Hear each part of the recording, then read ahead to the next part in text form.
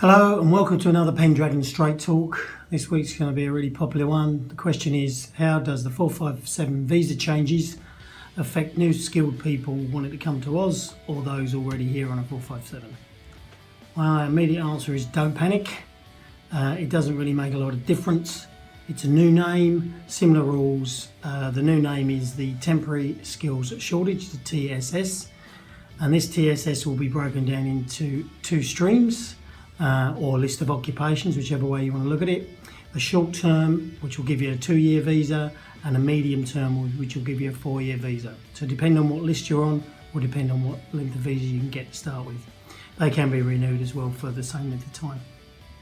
The separate lists have not been issued yet, although a list of approximately 200 skills has been provided that have been removed from the existing 457 visa list, so that will affect a few people.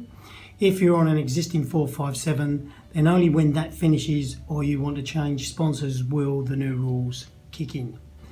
If you are new and just looking to lodge, then depending on what list you fall into, you will either get a 2-year visa or a 4-year visa. There are some caveats around payroll, but that's so similar to the market salary level system now that I don't think there's a lot of difference. On-hire companies holding an on-hire agreement have not been affected by this at all. They're under a completely different agreement at the moment, but obviously going forward the rules and the skill sets will creep into that as well. So market salary levels are still the same. You've got to have a set amount of money you're paid, which is equivalent to an Australian. If you're on one of the lists, just like now, you will be sponsored either for 2 or 4 years. However, if you want to transfer to another company at the moment, you're on a 457 and you are not on the list, you're one of the 200 that's been removed, then that could give you an issue, or you've got to find another area to be sponsored under, or you may have to leave the country.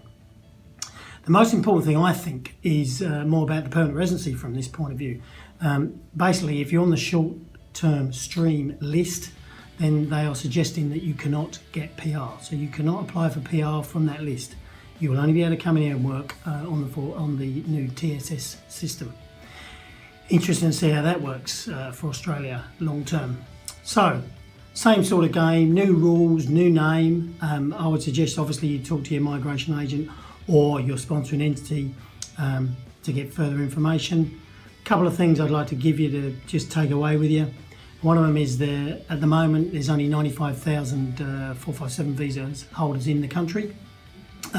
Which is about 1% of the workforce, and I can't believe any of them are flipping burgers, because you've got to be paid a minimum of 60,000 roughly to get a 457.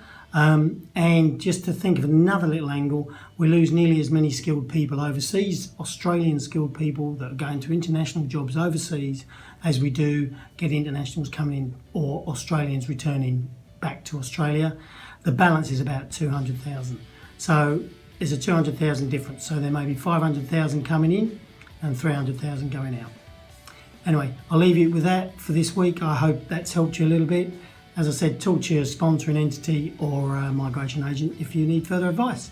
Thanks for listening. Talk to you next week.